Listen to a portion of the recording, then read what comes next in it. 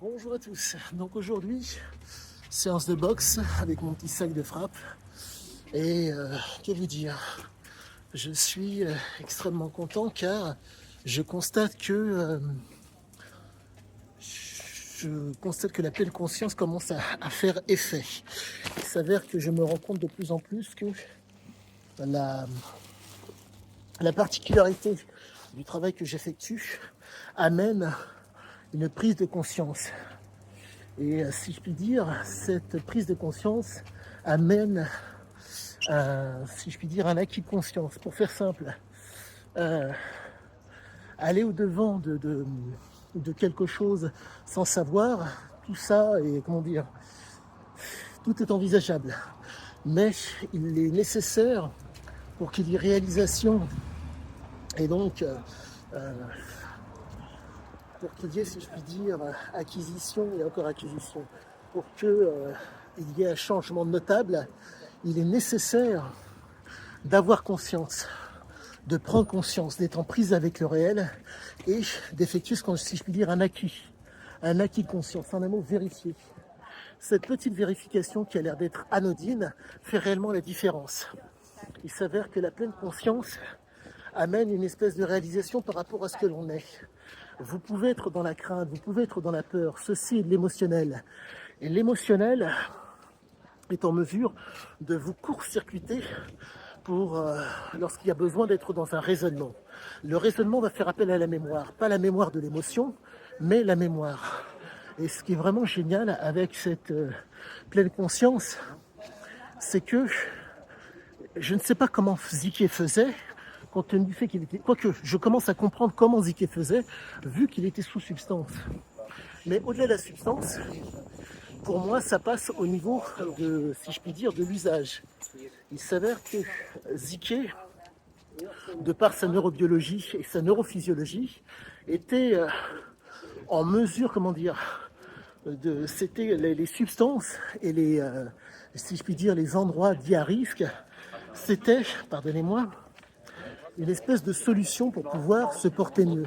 Nous ne sommes pas face à un homme qui, comment vous dire, subit les substances, mais ça solutionne, comment dire, ça lui permet d'être à l'équilibre.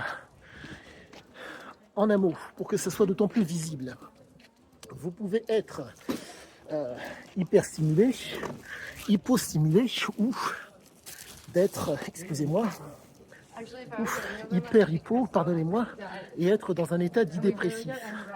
Dans le cas de Ziké, les substances allaient comprendre le pourquoi du corps. Quoique, je comprends, il s'avère que physiologiquement, ça lui permettait d'être à l'équilibre. On est face à un homme qui est un adepte donc de la... Pardonnez-moi. Qui est un adepte qui a un trouble, qui est un adepte de la conquête et qui est un adepte de l'attention. Donc vous vous retrouvez face à un type qui physiologiquement est agencé de telle façon qu'il faut des situations de ce genre pour qu'il se porte bien, pour que ça soit d'autant plus visible. Là actuellement, je m'intéresse à ce qu'on appelle au surrénal. Eh bien, je pense qu'il avait au niveau des surrénales, les surrénales de Ziké étaient plus développées que la moyenne. C'est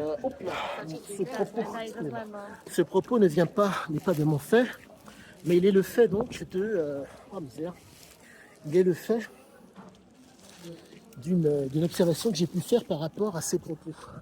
Je vais prendre par exemple alors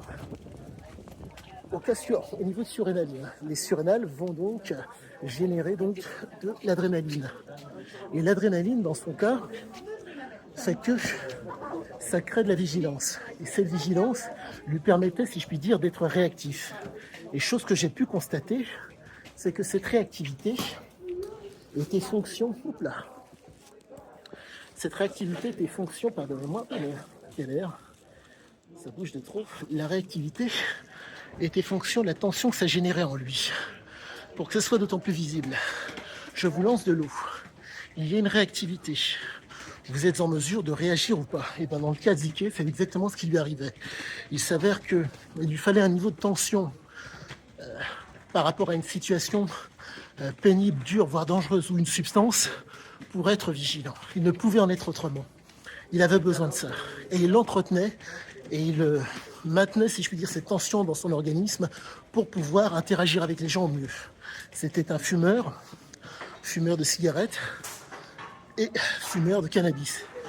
Mais au-delà de ça, c'est la façon dont il était agencé physiologiquement qui fait que je pense que la piste des surrénales, pour moi, est une piste qui est non négligeable et qui réellement fait la différence. Car quand vous avez ce qu'on appelle une hyperplasie, donc des surrénales qui sont extrêmement développées, vous vous retrouvez donc avec un organe qui est en mesure de générer d'autant plus d'adrénaline par rapport à d'autres. En un mot, une accentuation de l'activité, voire de la réactivité. Pour faire simple, lorsque vous avez une information qui vous arrive dessus, exemple, de l'eau ou un propos, il faut voir que vous avez de l'eau froide, pardonnez-moi. Vous avez donc, au niveau du derme, l'information qui arrive. L'information est tellement, si je puis dire, virulente, qu'il y a une montée d'adrénaline. Dans le cas de Zika, comme il y a une hyperplasie au niveau des sérénales, qu'elles sont extrêmement développées, que se passe-t-il? Eh bien, on se retrouve donc avec un jeune homme qui est hyper réactif. Cette hyper-réactivité fait que, comme c'est, je dirais, limite, je ne sais pas si c'est congénital, je pense que c'est encore. Je ne pense pas que ce soit héréditaire, compte tenu du fait que les frères et sœurs n'ont pas eu cette, si je puis dire, cette espèce de réactivité qu'il avait. Mais ça fait que la vigilance par rapport à un nombre de choses est d'autant plus présente. Le père fumait le cannabis, et de par le fait que le père a fumé le cannabis, il a modifié un petit peu au niveau de la conduite l'organisme de son gamin.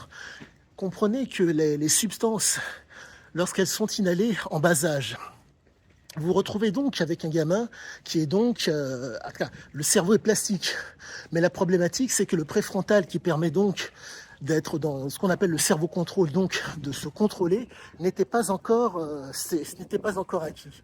Donc on se retrouve avec un jeune homme dont le père fumait le cannabis, dont le père lui tenait des propos extrêmement irrévérencieux, du type « on ne devient un homme que lorsqu'on a enculé un curé et un flic ». Et donc vous vous retrouvez avec un gamin qui, au niveau du surrénal, a une hyperplasie, donc une surrénale qui est d'autant plus développée et d'autant plus capable de générer d'adrénaline, donc une impulsivité qui va être plus ou moins démultipliée. Donc je pense ne pas être loin du vrai, voire même être très très près de la chose, car pour moi, pour l'instant, tout corrobore ma théorie, mon approche. La problématique est la suivante avec ce cher Ziki. Je n'ai pas le cadavre sous les mains. L'aurais-je un jour? J'aurais peut-être un jour l'autopsie. Mais quoi qu'il en soit, le chamboulement qu'il a eu dès son plus jeune âge, avec son organisme qui était hypersensible, donc hyper réceptif aux stimuli, fait que ceci explique cela. Quoi qu'il en soit, à tous, excellente fin de journée, je vous dis à bientôt.